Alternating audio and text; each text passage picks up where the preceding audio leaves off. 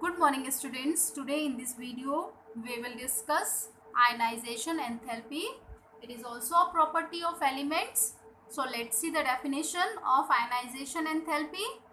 Here the minimum amount of energy which is needed to remove the most loosely bonded electron from a neutral isolated gaseous atom in its ground state to form a gaseous cations means when an element or atom in the gaseous form remove one electron from their outermost shell by gaining the energy, then this minimum amount of energy is called ionization enthalpy.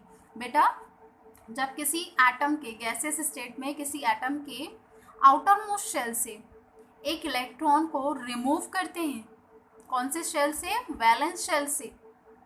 Outer most shell से जब एक electron को remove करते हैं तो उस electron को remove करने के लिए जो मिनिमम अमाउंट में हम एनर्जी देते हैं उसे हम क्या बोलते हैं? आयनाइजेशन एंथैल्पी और ionisation potential. Means the energy required to remove the outermost electron from the gaseous atom, it is called ionization enthalpy. Here energy is always required to remove an electron from an atom, hence this is called ionization enthalpy and it is always positive. आप देख सकते हैं यहाँ पर it is a sodium atom. First it has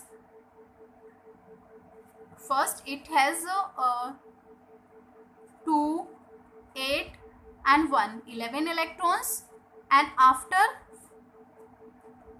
losing means it loses one electron by gaining the energy.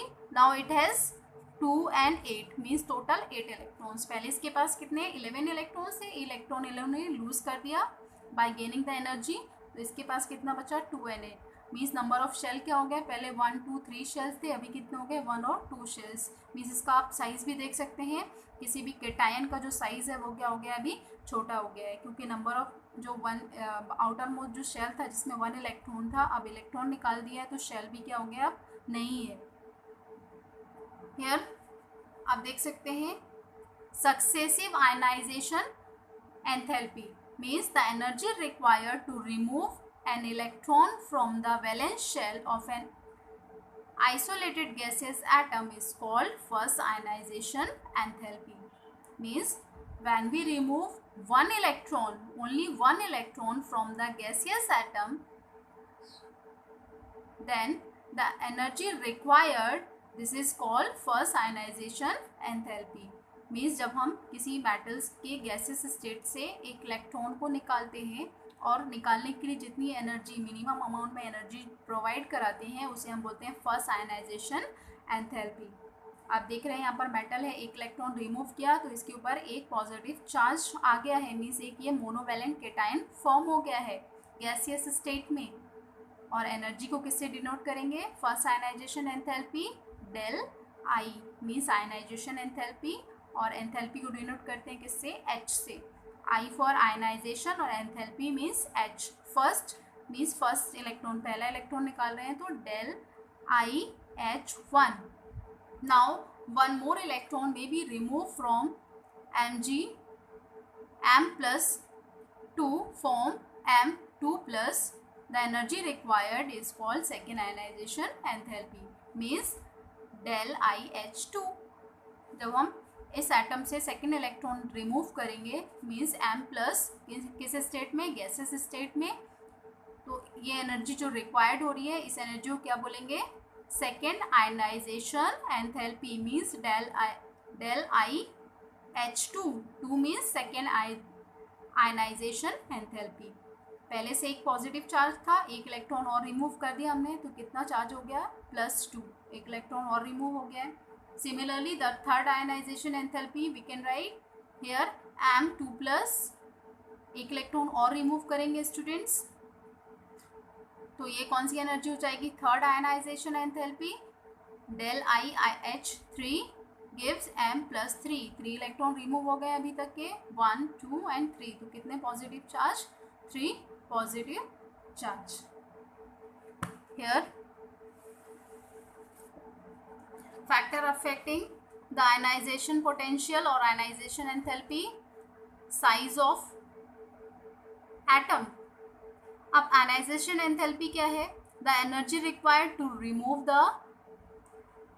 Outer most shell electron, जो valence shell का electron है उसको रिमूव करने के लिए जितनी एनर्जी की रिक्वायरमेंट होती है वो क्या होती है, आयनाइजेशन एंथैल्पी। तो साइज ऑफ एन एटम, कौन कौन से फैक्टर इफेक्ट करेंगे, size of an atom. Ionization potential decreases with increase in size of an atom, means ionization potential कम होता है कब, with increase in size of an atom, means atom का जो साइज है जितना ज़्यादा होगा, जितना बड़ा होगा, आयनाइजेशन पोटेंशियल उतना कम होगा, उतनी कम एनर्जी हमें प्रोवाइड कराना पड़ेगा। अगर एटम का स्ट्रक्चर ज़्यादा बड़ा है तो एनर्जी कम देना पड़ेगा, because the nuclear attraction decreases when an electron moves away from the nucleus. Means क्या होगा कि atom, suppose it is a nucleus है ना, और ये नंबर ऑफ सेल्स हैं, एटम का स्ट्रक्चर जो है जितना ज़्यादा बड़ा होगा तो न्यूक्लियस का जो अट्रैक्शन है टूवर्ड्स द इलेक्ट्रॉन्स वो उतना कम हो जाएगा, मीन्स डिस्टेंस ज़्यादा होता जाएगा, अट्रैक्शन कम होता जाएगा।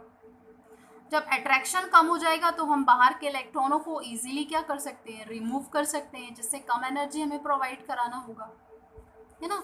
तो साइज ऑफ एटम का क्या इफेक्ट पड़ेगा, आयनाइजेशन, जितना ज़्यादा साइज होगा आयनाइजेशन पोटेंशियल उतना कम होगा।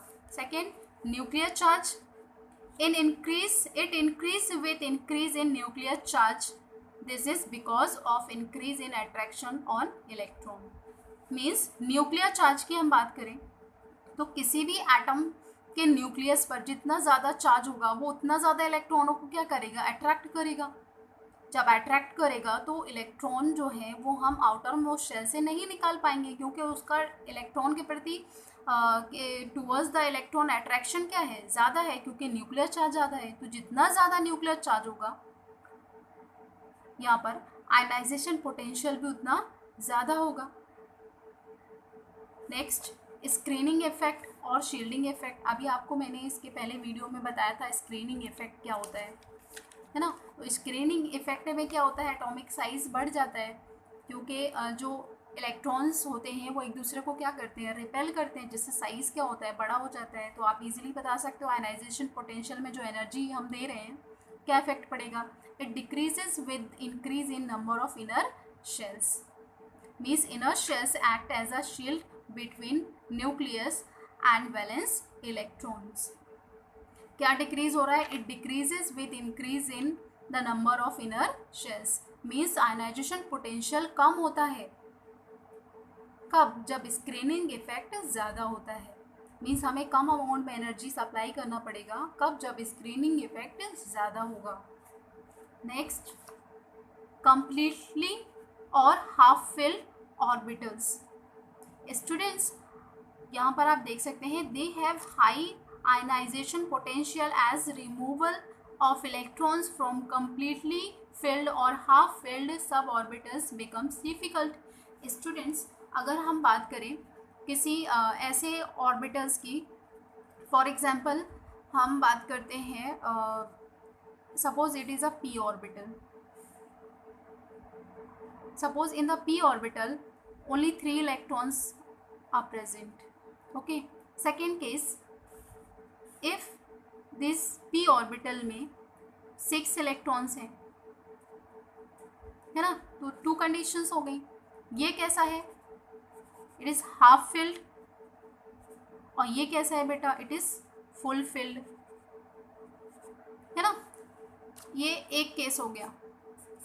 सेकेंड केस में हम देखते हैं, if you talk about this is the p orbital and it has only 2 electrons, okay. तो हम बात करें कंप्लीटली फिल्ड और half filled sub orbitals, means they have high ionisation potential. कौन, मीन्स अगर एलिमेंट्स, जो भी एलिमेंट्स है, जो भी एटम है, उसका जो ऑर्बिटल है वो कैसा हो, यदि वो हाफ फिल्ड है, मतलब p के 3 ऑर्बिटल और तीनों में ही इलेक्ट्रॉन है, मीन्स हाफ फिल्ड है ये।